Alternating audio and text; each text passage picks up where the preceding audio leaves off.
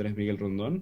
I am a Venezuelan economist living in Spain. I work leading the policy team at SEHIP, the Ibero-American General Secretariat. The future of work is a 21st century technological revolution being fought by 19th century labor and education institutions. Let me explain myself.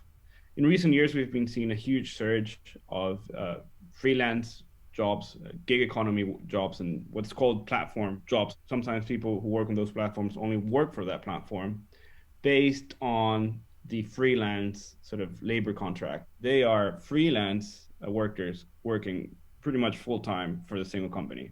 And that's what's creating this false gig worker. The regulation needs to be updated. And unless we do that, many people will be unprotected. For example, in Spain, you have almost 50% unemployment for young people. This despite having the most educated generation in Spain's history in terms of people going to university.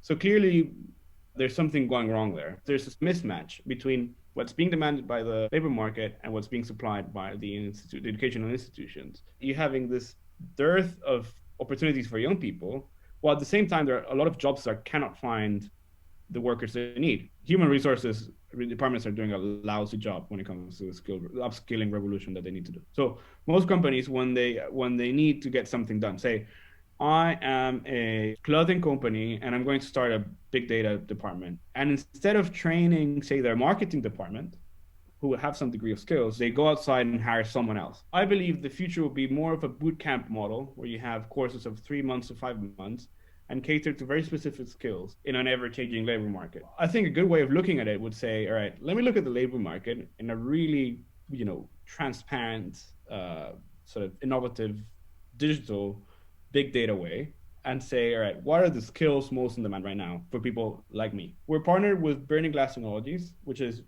the most pioneering technology company using big data on the labor market. If it becomes ubiquitous as Google Maps, this is the beginning of the future of work. They see something like 5 million job postings every day and say, all right, this is basically what's out there, And then they have another thing, which is built on this beautiful algorithm they've built over the years, which is a translator of job titles into skills. So you say, all right, you have 100,000 job openings for Java scriptwriter or something like that.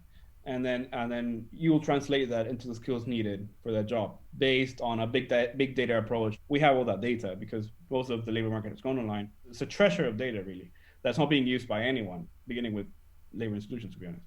You put your data completely anonymized, saying, this is what I studied, these are internships I did, these are industries I worked in, and then poof, it creates you a CV completely translated into skills, puts you a place in the map, and then tells you what are the paths of least resistance around you for a good job and a good paying wage. It's been tough, but we hope that if this goes well, we can make a real change.